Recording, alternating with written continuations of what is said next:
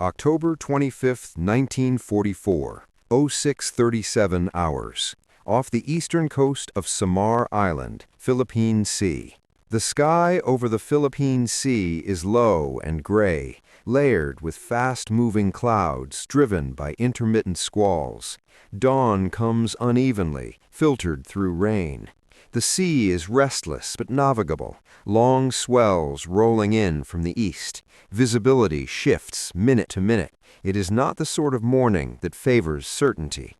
At this hour, Rear Admiral Clifton Sprague stands on the bridge of USS Fanshawe Bay, a Casablanca-class escort carrier, displacing barely 10,000 tons.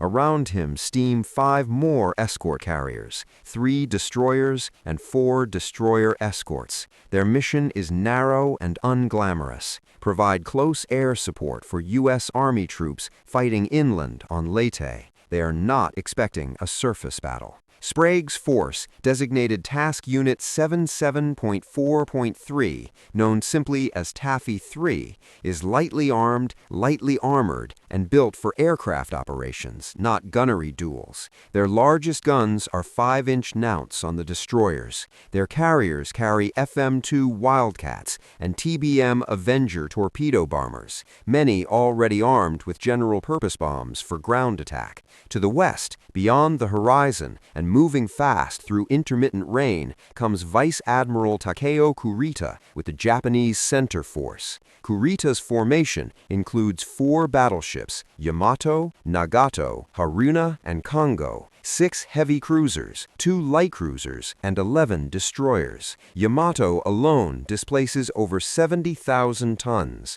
and carries 9 18.1-inch guns, the largest ever mounted on a warship. Each shell weighs over 3,000 pounds and can travel more than 20 miles. Kurita has already passed through the Sibuyan Sea, where he lost Musashi to repeated American air attacks. He has turned east through the San Bernardino Strait during the night, unopposed. His objective is clear: destroy the American invasion fleet in Leyte Gulf. At 06:37, Japanese lookouts sight masts to the east. At 06:45, the first pagoda masts emerge from the rain, then more. Tall, unmistakable silhouettes. Sprague receives the report almost immediately. Battleships, heavy cruisers, closing fast. For several seconds, there is disbelief. The American escort carriers are not supposed to be here. The Japanese battleships are not supposed to be here. Each side has found the other by accident.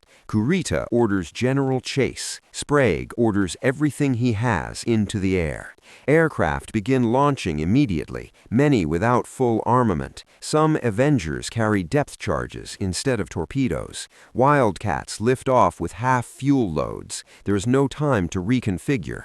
Pilots are told to attack anything they can reach and then head for airfields on Leyte. At 06:58, Japanese battleships open fire.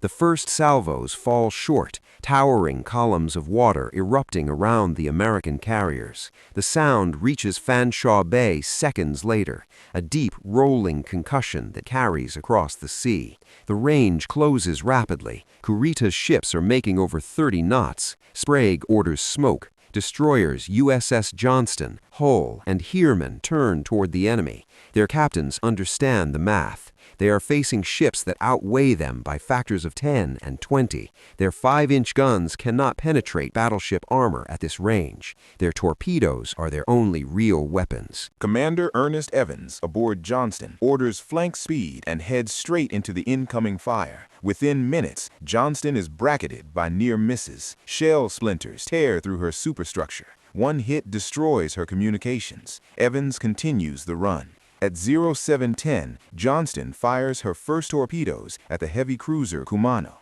One strikes the bow, blowing it open and forcing the cruiser out of formation. The rest of Kurita's line scatters to avoid additional torpedo tracks, breaking the cohesion of the advance. Meanwhile, American aircraft attack continuously. Pilots make dry runs when out of ordnance, strafing bridges, dropping empty fuel tanks to simulate bombs, anything to disrupt Japanese fire control. Smoke and rain obscure targets. Japanese gunners struggle to track the small, fast-moving planes. At 0724, Hull charges in. She is hit repeatedly, her engine rooms flooding. She fires torpedoes at Kongo and Haruna, forcing both battleships to turn away. Hull continues firing until she loses power entirely. She sinks just after 0830. Heermann engages next, threading through shell splashes, firing torpedoes that force Yamato herself to maneuver. One of the largest warships ever built is turned aside by a destroyer 1/20th her size. On the carriers, damage accumulates. Gambier Bay takes multiple 8-inch and 14-inch hits from cruisers and battleships.